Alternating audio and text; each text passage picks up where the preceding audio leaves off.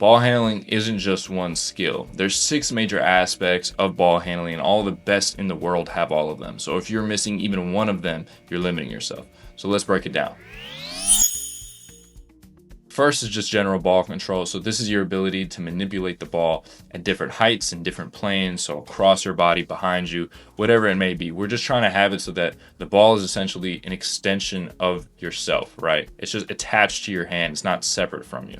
So your hands have to be very comfortable manipulating the ball around. A good example here is Kyrie Irving. When you watch him, the ball just looks attached to his hand. It never really gets away from him. He could dribble low or high, outside his frame, or whatever else he needs. If you don't have control, none of the other 5 matter, because you really won't be able to get into like a super low position or really shift your weight if the ball just keeps falling out of your hand. So this is almost like the first domino before we move on to the next aspects. So second is just hand speed. So this is literally just how quick your hands are. So like how quick is the ball able to move from side to side or up and down or behind you or to get into a move or whatever else you might need. A good example here is Darius Garland. Yes, he has quick feet, but his hands also move very fast. The ball transfers instantly, and more importantly, the delay between his mind making the decision and his hands executing on that decision is pretty instant. There's no real delay between the intention and the actual execution. If your hands and brain are slow, defenders will be able to recover and your options will be limited. Third is game-specific mobility. So this isn't about flexibility, but comfort in basketball-like positions. So we want your hips to be mobile and strong enough to drop into low positions and move out of them comfortably. So think about prime Kemba Walker. He could get low, shift laterally, stop on a dime, and explode out of these positions.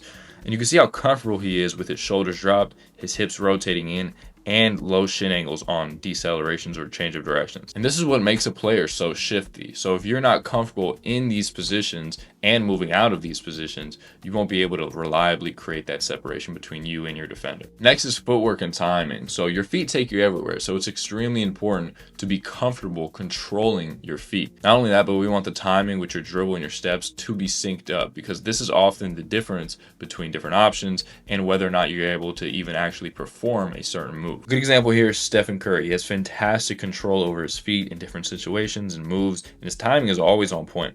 So whether he's skipping or crossing or stopping or whatever else, he's extremely coordinated with all of these movements and always has his dribble synced up with his footwork. Now, most players train these qualities sort of randomly, or they just copy stuff they see online, or they might just be missing one of these qualities completely. And that's exactly why I built Ball in a String in 60 Days, a 3-phase, self-paced, progressive ball handling system that works on all of the 6 categories. Each day works on one of these focuses, and each drill has multiple levels. So no matter where you're starting, you're always being challenged. There's a lot more that goes into this program, and it officially drops this month. So if you want first access and discounted pricing before it opens publicly, the link is in the description.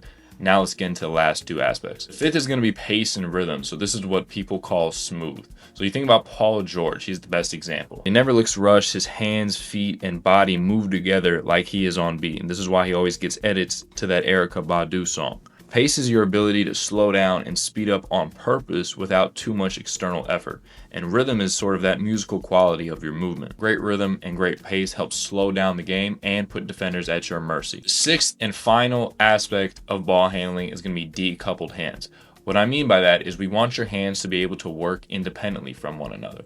So many times when younger players feel contact on one side of their body, that affects what they're doing with their dribbling hands. Think about Ja Morant attacking the rim. He takes contact, uses his off arm to create space, and still keeps his dribble alive and unaffected. Most young players lose their dribble the moment they get bumped, or at least they lose their natural rhythm. And that is because their hands aren't able to work independently.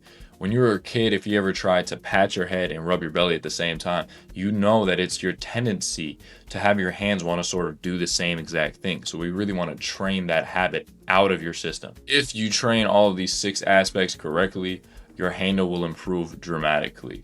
Train hard, but train smart, and I'll see you guys in the next one.